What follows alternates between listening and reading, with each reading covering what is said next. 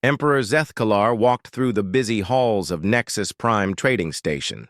His massive form had been reduced to a smaller shape that looked almost human, but with dark green scales covering his skin. Golden eyes scanned the crowd of aliens, humans, and other beings who filled the metal corridors. The smell of fuel, food, and sweat mixed in the air. Behind him, wrapped in a thick black cloak, his youngest son, Prince Vorthak, struggled to keep up. The small dragon hatchling was barely the size of a house cat.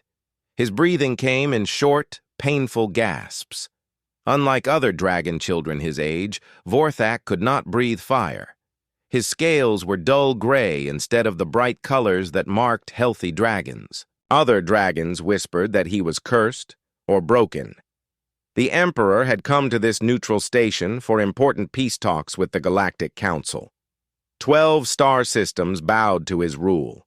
Millions of dragons called him their lord. Yet here, he was, hiding his sick child from the eyes of the galaxy. Dragon law was clear about weak hatchlings. They were to be sent away or left to die. It was the way things had always been. But Zethkalar could not bring himself to abandon his son. He had tried everything. The best dragon healers in the Empire had examined Vorthak. They all said the same thing.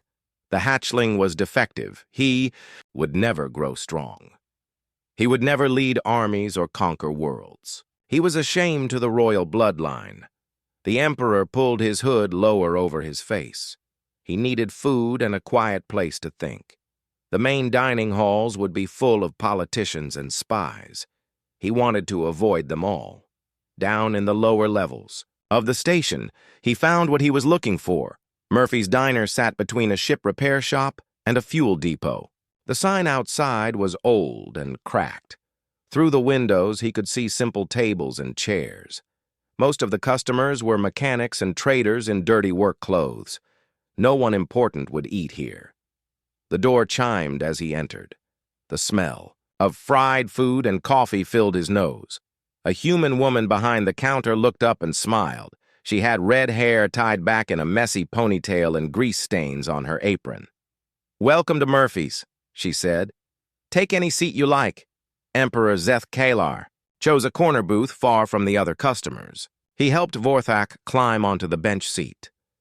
The little dragon wheezed with the effort. His cloak fell back, showing his small, weak form. The human woman walked over with a menu and a glass of water. She was young, maybe 30 years old. Her green eyes were kind but tired. When she saw Vorthak struggling to breathe, her expression changed. "Oh, the poor little thing," she said softly. "Is he sick?" The Emperor tensed.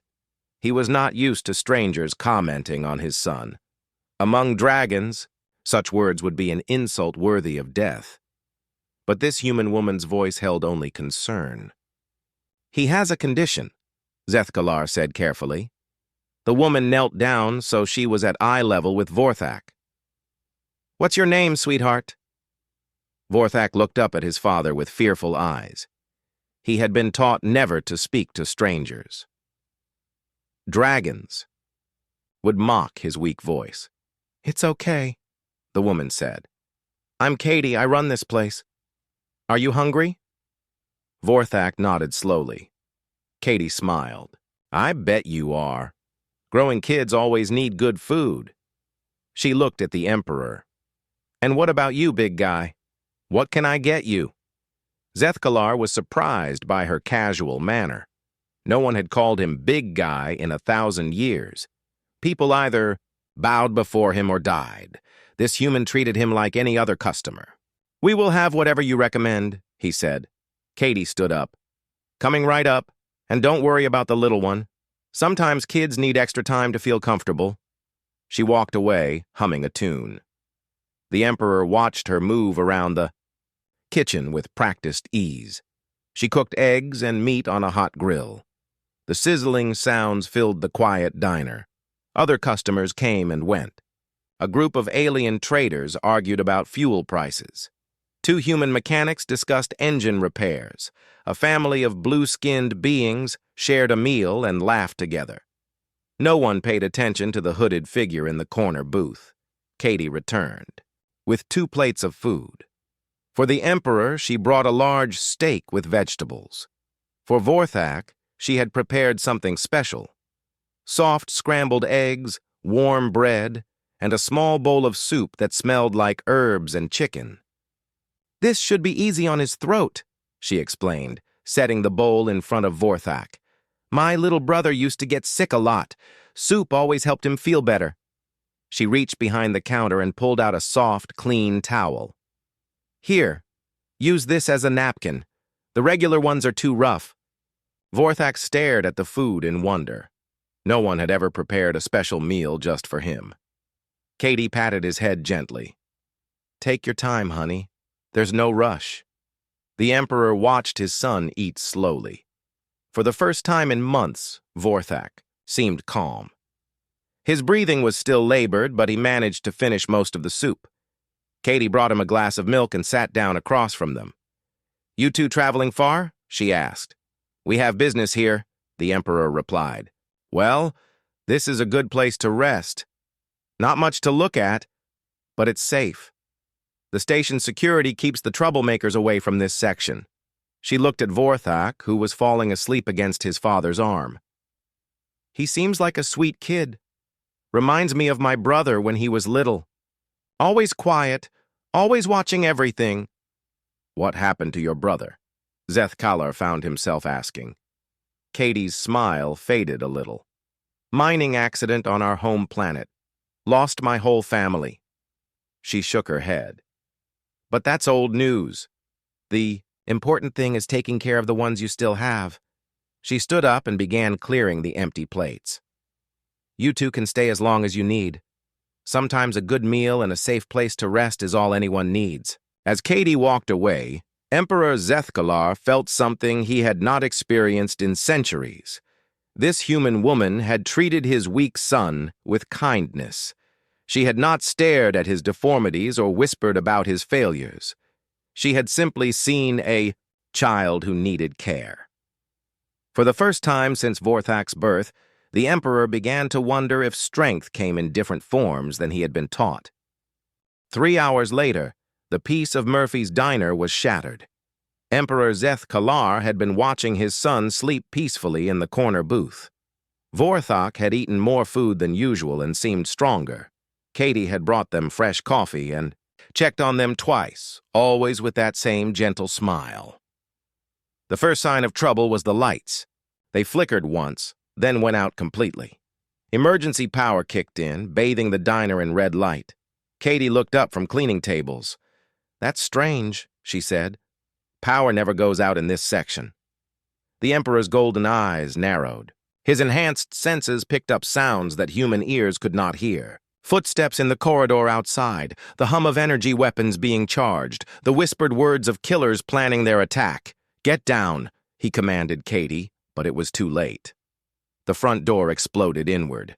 3 figures in black armor rushed into the diner. Their faces were hidden behind helmets, but the Emperor could smell their alien scent. Serpentine Coalition assassins. They had found him.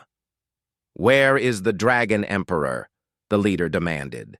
His voice was cold and mechanical through his helmet speaker. Katie stood frozen behind the counter. She looked confused and scared. "I don't know what you're talking about. This is just a diner." "Scan for dragon DNA," another assassin ordered. The leader pointed a device at the room. It beeped loudly when it found the corner booth. All 3 killers turned toward the Emperor and his son. "There," the leader said. "The target and the weak hatchling." Without thinking, Katie moved. She did not know who these armored figures were or why they wanted to hurt her customers. She only saw armed strangers threatening a sleeping child. She grabbed a heavy metal tray from the counter and threw it at the nearest assassin. "Leave them alone," she shouted. The tray hit the assassin in the helmet, making him stumble. His plasma rifle went off, burning a hole in the wall. Katie did not stop. She vaulted over the counter and threw herself between the killers and Vorthak. The Emperor was amazed. This human woman was protecting his son. She did not know who they were. She did not understand the politics of dragon royalty. She simply saw a child in danger and acted. "Move away, human," the leader warned. "This does not concern you." "Like hell it doesn't," Katie snapped. She picked up Prince Vorthak, who had woken up and was crying in fear. "This is my diner and he's just a kid." The second assassin fired his weapon. The plasma blast caught Katie in the shoulder, spinning her around. She screamed in pain but did not let go of Vorthak. Instead, she pushed the little dragon behind the counter where he would be safe. "Stay down, honey," she told him through gritted teeth. Blood ran down her arm from the burn. The Emperor had seen enough. These killers had made a mistake by hurting the woman who had shown kindness to his son. His disguise melted away like smoke. His true form emerged, 8 feet tall with scales like black armor and eyes that burned like stars. "You dare attack under my protection?" His voice boomed through the diner. The assassins realized their error too late. They had come prepared. To fight a disguised emperor, not a dragon in full battle rage. Emperor Zethkalar moved faster than the human eye could follow. His clawed hand crushed the leader's weapon.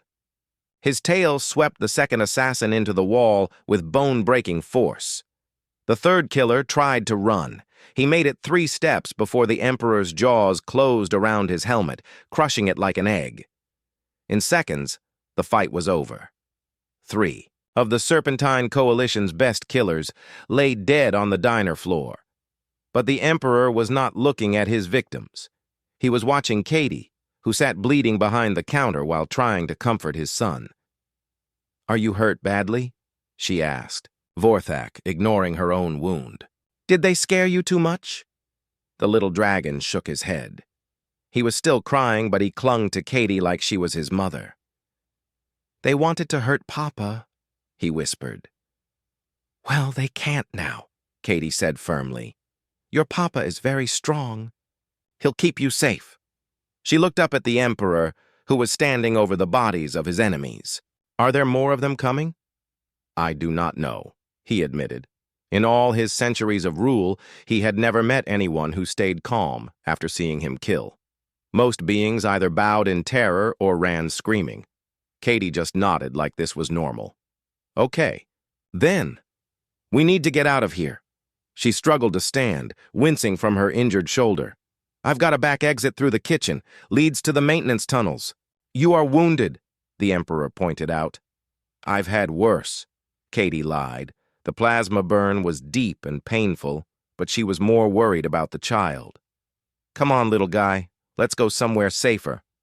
She helped Vorthak to his feet and started walking toward the kitchen. The Emperor followed, still stunned by her behavior. This human woman had been shot defending his son. She was in pain and possibly dying, but her only concern was getting them to safety. "Why?" he asked as they reached the back door. Katie paused with her hand on the lock. "Why what?" "Why did you protect him? You do not know who we are. You gain nothing by helping us." Katie looked at him like he had asked the stupidest question in the galaxy. "He's a kid. Someone was trying to hurt a kid. What kind of person would I be if I just stood there and watched?" She opened the door and checked the corridor beyond. "Coast looks clear. My ship is docked in Bay 12. We can hide there until your people find you." As they walked through the empty maintenance tunnel, the Emperor carried his son while Katie led the way despite her injury. She moved carefully but without fear, checking each corner before they proceeded. "Thank you," Vorthak whispered to Katie. "You saved me." "That's what grown-ups do, sweetie," she replied. "We protect kids." Emperor Zethkalar felt something crack inside his chest. It was not physical pain, but something deeper. For 1,000 years, he had believed that strength meant conquest and dominance. He had thought that weakness must be eliminated to preserve the strong. But this human woman had shown more courage in 5 minutes than most of his dragon nobles displayed in their entire lives. She had risked her life for a child she barely knew. asking nothing in return. Maybe he had been wrong about what strength really meant. They reached Katie's small cargo ship without incident. She opened the airlock and ushered them inside. The interior was cramped but clean, with pictures of human families stuck to the walls. "Make yourselves comfortable," she said, collapsing into a chair. "I need to call for medical help." "No," the Emperor said. "I will summon my personal guard. They can treat your wound." Katie looked surprised. "Your personal guard? Just who are you people?" The Emperor realized the time for deception was over. This woman had bled for his son. She deserved the truth. "I am Emperor Zeth-Kalar, ruler of the Pyrian Dragon Empire. This is my son, Prince Vorthak." Katie stared at them for a long moment. Then she started laughing, though it sounded more like hysteria than humor. "An emperor," she said. "I just got shot protecting an emperor's kid. My mother always said I'd end up in trouble." Despite everything, the Emperor found himself almost smiling. This remarkable human woman was unlike anyone he had ever met. 2 hours later, Katie's small ship was surrounded by Dragon Imperial guards. Massive warriors in golden armor had secured the entire docking bay. Their presence made other travelers nervous, but Katie seemed more interested in the medical equipment they had brought. "Hold still," Dr. Thane, the Emperor's personal physician, told Katie as he worked on her shoulder. The dragon medic was surprisingly gentle for someone with claws the size of kitchen knives. "The plasma burn is deep, but it will heal." Katie winced as he applied healing gel to the wound. "Thanks, Doc. I've never been treated by a dragon before." "And I have never treated a human who took a blast meant for royalty," Dr. Thane replied. "You are either very brave or very foolish." "Probably both," Katie admitted. Emperor Zeth-Kalar watched from across the small cabin. His son was asleep on Katie's bunk, breathing easier than he had in weeks. The little dragon had refused to leave Katie's side, even after the Imperial Guards arrived.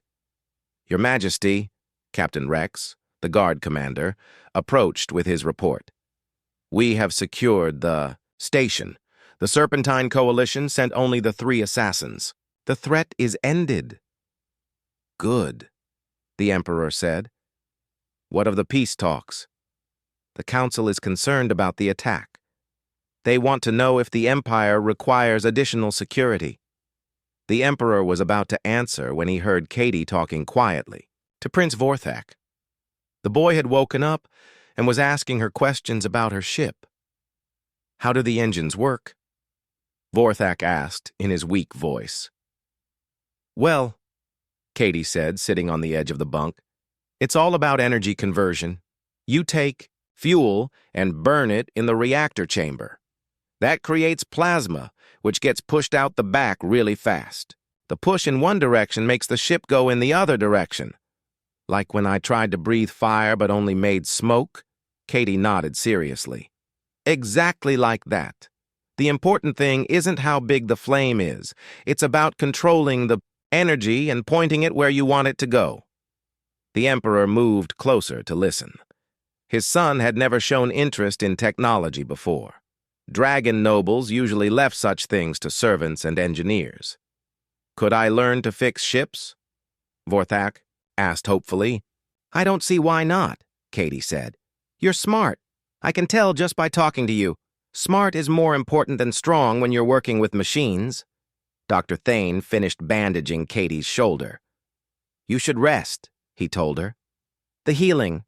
Gel will do its work, but your body needs time." "Thanks, Doc." Katie looked at the Emperor. "Your Majesty, can I ask you something?" The formal title sounded strange coming from her. "Speak freely." "What's going to happen to Vorthak? I mean, after all this?" The question hung in the air like a challenge. Captain Rex and the other guards shifted uncomfortably. They all knew dragon law regarding defective hatchlings. "He will return to the palace," the Emperor said carefully. "And then?" Emperor Zeth-Kalar found himself unable to answer. Dragon tradition demanded that weak children be sent away to avoid shaming their families, but watching Katie with his son had changed something in his mind. "Papa," Vorthak said quietly from the bunk, "can Miss Katie come with us? She knows about ships and she's nice to me." "Sweetheart," Katie said gently, "I can't go with you. I have my diner to run." "But the bad men broke it," Vorthak pointed out. Katie looked surprised. "You're right. I guess I'll have to find somewhere else to set up shop." An idea began forming in the Emperor's mind. It was dangerous and went against everything he had been taught. But then again, everything about this day had challenged his beliefs. "What if you came to the palace as Vorthak's tutor?" he heard himself saying. Every guard in the room stiffened. Captain Rex stepped forward. "Your Majesty, surely you don't mean to bring a human into the royal household?" "I mean exactly that," the Emperor said firmly. "This woman risked her life for my son. She has shown him more kindness in one day than his dragon tutors have shown." "In years!" Katie looked shocked.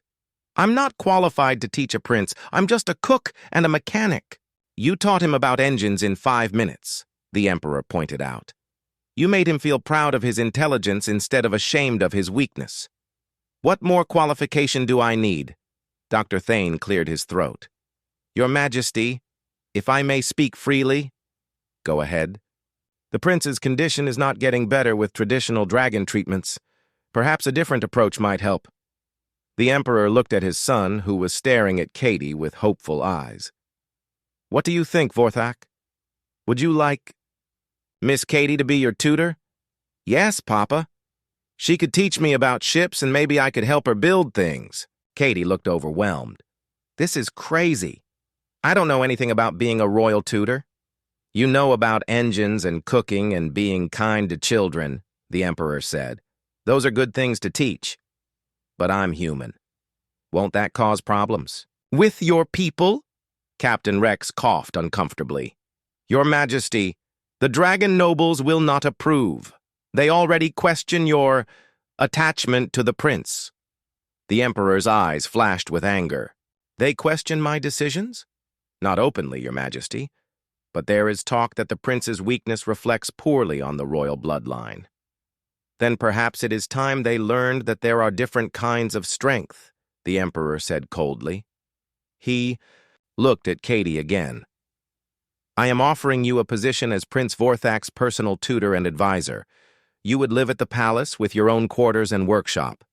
Your job would be to teach my son whatever you think he needs to know." "What? About cooking?" "I really love cooking. The palace has many kitchens. You could cook whenever you wished." Katie bit her lip, thinking hard. "Can I ask why you're doing this? Really?" The Emperor was quiet for a moment. Then he said, "Because when armed killers came for my son, you did not hesitate to protect him. Because you see value in him that others miss. Because maybe my empire needs to learn from humans about what strength really means. And if I say yes, what happens to Vorthak? You won't send him away? If you say yes, he stays with me. He learns, he grows, he becomes whatever he is meant to become." Katie looked at Prince Vorthak, who was holding his breath waiting for her answer. She thought about her destroyed diner, her dead family, and her uncertain future. Then she thought about this small, gentle dragon child who had already shown her more trust than most adults ever did. "Okay," she said finally. "I'll do it, but I have conditions." Captain Rex looked scandalized that a human would bargain with the Emperor, but Zethgalar just nodded. "Name them." "First, I teach him my way. No interference from dragon nobles who think they know better." "Agreed." "Second, if anyone tries to hurt him again, they answer to me." "Agreed."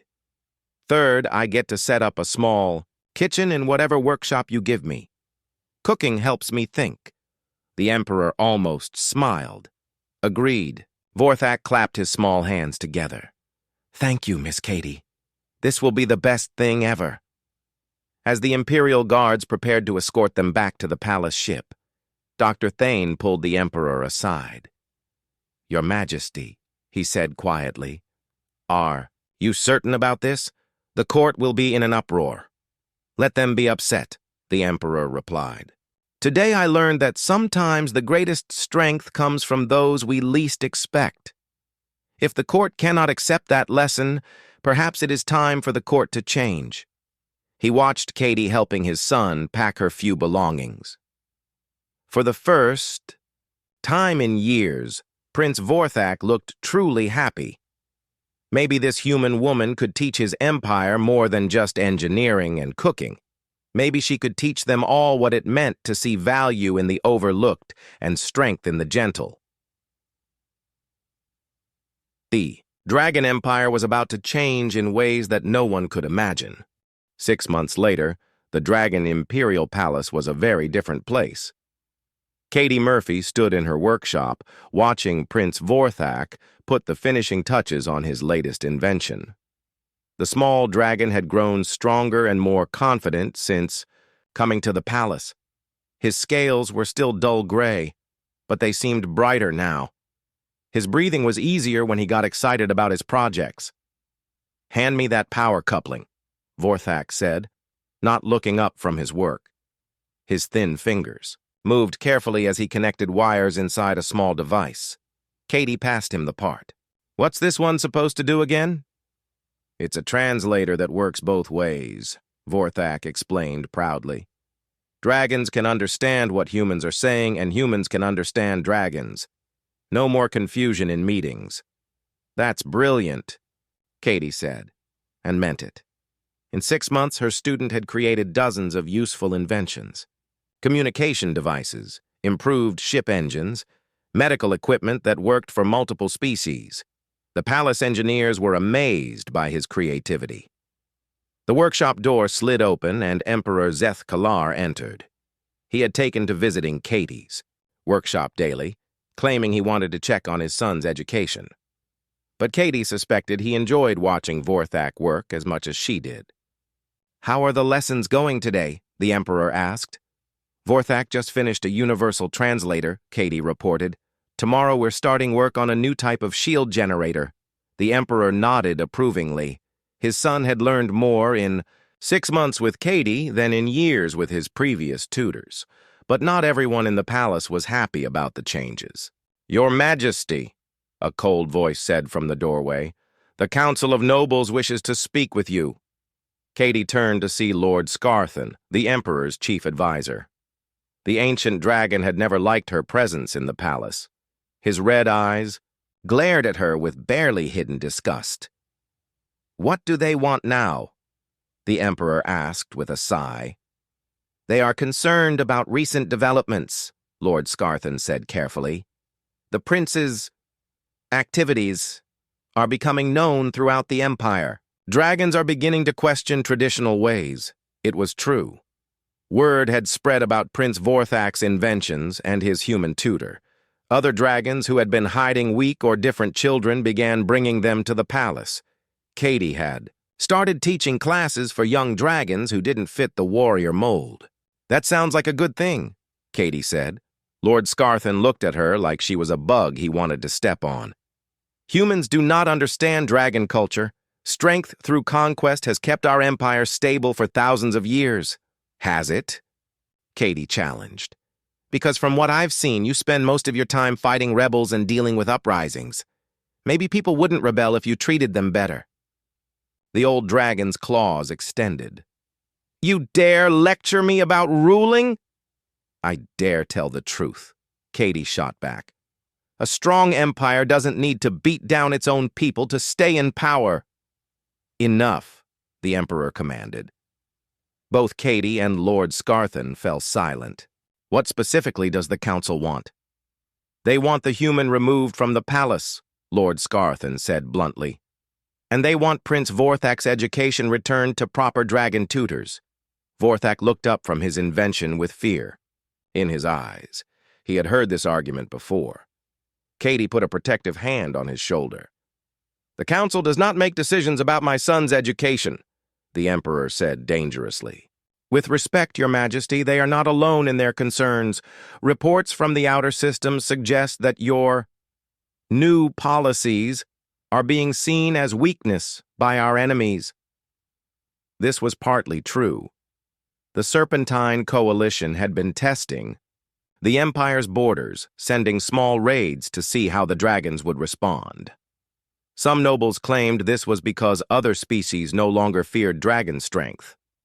Before the Emperor could respond, alarms began blaring throughout the palace. Red warning lights flashed in the corridors. A guard rushed into the workshop. "Your Majesty! Coalition fleet approaching the capital world! They demand surrender!" Emperor Zethkalar's expression turned deadly. "How many ships?" 300 warships, Your Majesty. Our scouts report they're led by Admiral Vextar himself. Lord Scarthan looked grimly satisfied. You see? They attack now because they believe we have grown weak. The Emperor was already moving toward the door. Summon the fleet commanders. Prepare for battle. Papa, wait, Vorthak called out. He held up the device he had been working on. I have an idea. Not now, son. This is war. But that's exactly why you need this, Vorthak insisted. He looked at Katie, who nodded encouragingly. Tell him, she said. Vorthak took a deep breath. The Coalition thinks we're weak because we're changing. But what if we use that against them? What if we show them that change makes us stronger, not weaker? He held up his translator device. This can do more than translate languages. It can broadcast messages across entire fleets. We could talk to their soldiers directly, tell them about the new empire we're building, Lord Scarthan snorted. You want to defeat them with words? Not just words, Vorthak said excitedly. Katie taught me that humans won their independence by convincing their enemies' allies to switch sides. What if we could do the same thing? Katie felt a surge of pride. She had taught him about historical battles, but he was applying the lessons in ways she never imagined. Many coalition species are forced to serve, Vorthak continued. They fight for Admiral Vextar because they're afraid. But what if they knew they could find safety in our empire instead? The Emperor looked thoughtful. It is an interesting idea, but we still need to defeat their military. I've been working on that too, Vorthak said shyly. He pulled out blueprints for a new type of ship design. These are smaller and faster than traditional dragon warships. They use human engineering principles combined with dragon fire breath systems. Katie looked at the plans with amazement. Her student had been busy. The ships were elegant and efficient, built for speed and maneuverability rather than brute force. When did you design these? She asked. At night, when I couldn't sleep. I kept thinking about what you said about using intelligence instead of just strength. The Emperor studied the blueprints. Even Lord Scarthan leaned in for a closer look. The designs were revolutionary. These would take months to build, the Emperor said. Actually, a new voice said from the doorway, we've already built prototypes. Katie turned to see Chief Engineer Kasek, a dragon who had become one of her strongest supporters in the palace. Behind him stood several of the weak dragons that Katie had been teaching. We've been working in secret, Kasek explained. The prince's designs are so innovative that we couldn't resist trying to build them. We have 20 ships ready for testing. Lord Scarthan looked stunned. You built ships without authorization? We built ships that could save the Empire, Kasek replied firmly. The alarms continued blaring. Time was running out.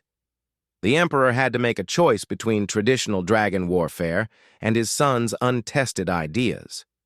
Your Majesty, Katie said quietly, Vorthak has never been wrong about engineering. Maybe it's time to trust him about strategy, too. The Emperor looked at his son, who was staring up at him with hopeful eyes. Then he looked at Katie, the human woman who had helped his child become more than anyone thought possible. Lord Scarthan, he commanded, ready the traditional fleet for battle, but also prepare Prince Vorthak's new ships for deployment. Your Majesty, the old dragon protested, surely you don't mean to risk everything on untested designs. I mean to use every weapon at our disposal, the Emperor said firmly, including the most powerful weapon of all, the intelligence and creativity of those we once considered weak. He looked at Vorthak with pride. My son will command the new squadron. Papa, I can't command ships in battle, Vorthak said nervously. I'm still just learning. You'll have help, the Emperor promised. He looked at Katie. Will you serve as his advisor? Katie felt her heart racing. She was being asked to help plan a space battle. A few months ago, she had been just a diner cook. Now she was helping to reshape an empire. Are you sure about this? She asked. I have never been more sure of anything, the Emperor replied. As they rushed to prepare for the coming battle, Katie realized that everything was about to change again. The Dragon Empire would either prove that compassion and intelligence could triumph over brute force, or it would fall to enemies who saw kindness as weakness. Either way, there was no going back to the old ways. The battle for the Dragon Empire's future began in the cold darkness of space. Katie stood on the bridge of the Dragonfire's Hope, one of Prince Vorthak's new ships. Through the main view screen, she could see the massive coalition fleet approaching. 300 warships in perfect formation, their hulls gleaming with weapon arrays and armor plating.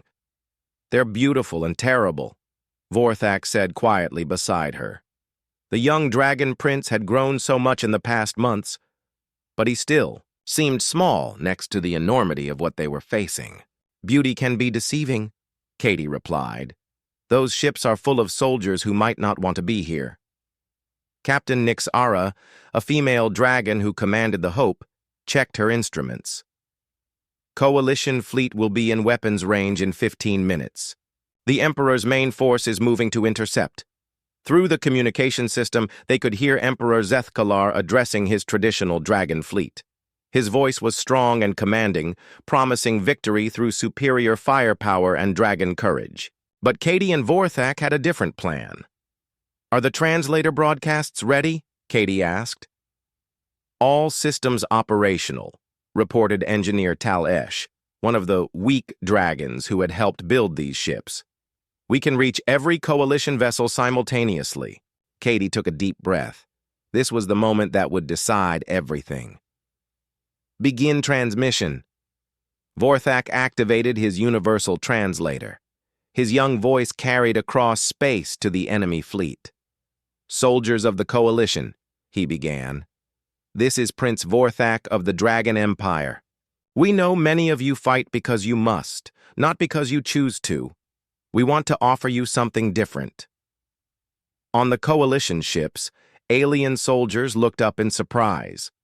Most had never heard a dragon speak their language before. Certainly not a dragon who sounded so young and gentle. We are building a new kind of empire, Vorthak continued. One where strength means protecting others, not conquering them. Where different kinds of people work together instead of fighting. Admiral Vextar's angry voice cut across the communication channels. Ignore this dragon propaganda. All ships, prepare to attack. But Vorthak wasn't finished. If you want to leave your ships and join us, we will protect you. If you want to go home to your families, we will help you get there. You don't have to die for someone else's war. Katie watched the coalition formation on the tactical display. Several ships were falling out of line. Their crews were arguing, uncertain what to do. It's working, Captain Nixara said with amazement. Some of them are powering down their weapons. But Admiral Vextar wasn't giving up. All loyal ships destroy the Dragon Fleet. Show them that the coalition does not tolerate weakness. The remaining coalition ships opened fire. Brilliant energy beams and missile trails lit up the darkness. The Emperor's traditional Dragon Fleet responded with their own massive weapons. Time for Phase 2, Katie said. The 20 ships of Vorthak's special squadron burst into action. They were smaller and faster than anything in the battle. Using Vorthak's innovative designs, they darted between the larger vessels like hawks among eagles. Their shields can't track us, Captain Nixara reported with excitement. We're too fast and too small. Katie grinned. That's the idea. Vorthak, target their communication arrays. We want to cut off Admiral Vextar from his fleet. The new dragon ships worked together with precision that amazed their crews. Instead of fighting individual battles, they coordinated their attacks. When one ship was threatened, others moved to protect it. They shared shield power and ammunition freely. This is not how dragons fight, Engineer Talesh observed. No, Katie agreed. This is how smart people fight. Within an hour, the Coalition fleet was in chaos. Half their ships had surrendered or fled. The rest were being systematically disabled by Vorthak's squadron, while the traditional dragon fleet kept Admiral Vextar's remaining loyalists busy. But the real victory came when Admiral Vextar himself was captured. The Coalition commander was brought aboard the Emperor's flagship in chains. He expected to be executed immediately, as was traditional dragon justice. Instead, he found himself face-to-face with Prince Vorthak and Katie Murphy. "You are the weak hatchling," Admiral Vextar sneered. "The one whose human pet taught him to build toys." "I am Prince Vorthak," the young dragon replied calmly. "And Katie is my teacher and friend. Your empire is finished, boy. When word spreads that dragons are ruled by weaklings and aliens, every system will rebel." Katie stepped forward. "Admiral, with respect, you're wrong. When word spreads that the Dragon Empire protects the weak and values intelligence over brute force, every decent person in the galaxy will want to join us." Foolish human. Strength through conquest is the only law the universe respects. "Then explain why half your fleet switched sides," Vorthak pointed out. "Were they all weak, or did they just want something better than endless war?" Admiral Vexatar had no answer for that. Emperor Zeth Kalar entered the meeting room, still in his battle armor. He looked at the Coalition commander with cold eyes. "You attacked my people," the Emperor said. "Dragon law demands your execution." "Then do it!" Admiral Vextar snarled. "At least die with honor instead of this pathetic weakness." "Actually," Katie interrupted, "I have a better idea." Everyone looked at her in surprise. It was unheard of for anyone to interrupt a Dragon Emperor's judgment. "Your Majesty," she said carefully, "what if we offered Admiral Vextar a choice? He can face traditional dragon justice, or he can help us build something better. You want to spare the man who tried to destroy us?" Lord Scarthan, who had arrived with the Emperor, looked outraged. "I want to prove that we're better than our enemies," Katie replied. "Admiral Vextar, you've seen what our new ships can do. You've seen how many of your own people chose to join us rather than fight us. What if you could be part of building a galaxy where that kind of cooperation was normal?" The Coalition commander stared at her like she was insane. "You would trust me after I tried to kill you?" "I would give you a chance to prove you're better than your worst moment," Katie said simply. Vorthak nodded enthusiastically. "You could help design new ships. Your people have good engineering skills. We could work together." Admiral Vexatar looked around the room at the faces watching him. The Emperor's expression was unreadable. Lord Scarthan clearly wanted him dead, but Vorthak and Katie looked at him with something he had never seen before. Hope. "This is madness," he said finally. "Maybe," Katie agreed. "But it's the kind of madness that ends wars instead of starting them." 3 years later, the galaxy was a different place.